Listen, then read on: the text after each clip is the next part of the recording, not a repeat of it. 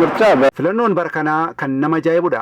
Seenaa keessatti uummanni akkasitti bahee hanga halkan keessa sa'a 7-8 dabaree eeggatee mootummaa isaaf ta'u filateen beeku. Ani umurii koo keessatti argeen beeku. Filannoon kun haala dimokiraatawaa ta'een akka gaggeeffame kan mul'isu anillee mataa kiyyarraa halkanirraa sa'aatii 10 irra baheetiin hiriira qabadheeti kanin filadhe.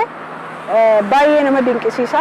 Uummanni amantiidhaan abdii godhatee haala kanaan filannoo dimokiraatawaa ta'e kana filachuun isaa baay'ee dinqisiisa fi waan adda isa godhudha jechuudha. ደስ በሚል ሁኔታ ነው ምርጫ የመረጥነው። baay'ee haala namatti toluun filanneerra. Filannichi dimokiraatawaa ifa bilisaan paartii nuuf ta'u filanne. Hiriirri guddaatu ture. Kana hunda dandamannee filachuun waan nurra jiruuf haala barbaannuun filanneerra. Filannoon bara kana marsaa torbaffaa kun baay'ee waan namatti toludha.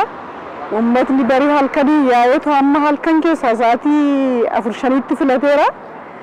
Baay'ee namatti tola. Haala nageenyaas dimokiraasii kan qabu ta'ee baay'ee waan namatti toludha kan hin arge jechuudha. ዲሞክራሲን ነው የሚያሳየው። Uummanni halkaniin bahee akkasumas hanga halkaniitti turuun filachuun dimokiraasiin dagaaguu uummannis dimokiraasii shaakalaa dhufuu mul'isa. Uummanni sagalee koon paartii na hoogganuu danda'u filachuun qaba jedhee amantaa qabu kan agarsiisudha.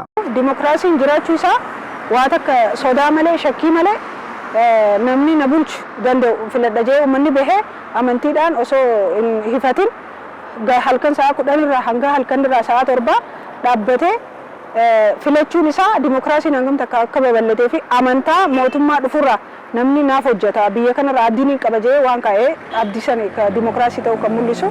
ፍላጎት ስላለው ነው ሰው ወጥቶ የመረጠው። Uummanni fedhii guddaa waan qabuuf ofiin bahee mootummaa isaaf ta'u filate.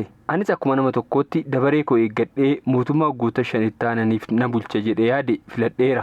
ተመራጩ የሚመጣው መንግስት Filatamuun mootummaan aangoo qabatu rakkoo bulchiinsa gaarii darbee mul'atu hundeerraa ni fura jedheen amana. Biyyattii keessatti nageenyi waaraan ni mirkanaa'a kan jedhu yaadan qaba. Kan biraan hojii misooma koriidarii magaalaa Finfinnee keessatti eegalame guutummaa biyyattii keessatti cimee itti fufuu qaba. Uummanni yeroo filatu hojii manaati nama tokko kannaa nama tokko yeroo filatu mootummaa ta'ee namni dhufuuf deemu kun hojii manaa baay'ee waan fudhatee jiruuf hojii manaa sana akkamittiin baaka jiru uummanni waan abdiirra kanneef kan dabre daran akka hojjetu abdii waan qabnu jenneeti waan nama nuuf ta'a jenne waan filanneef hundi keenya haala saniin filannoo kana gaggeessine.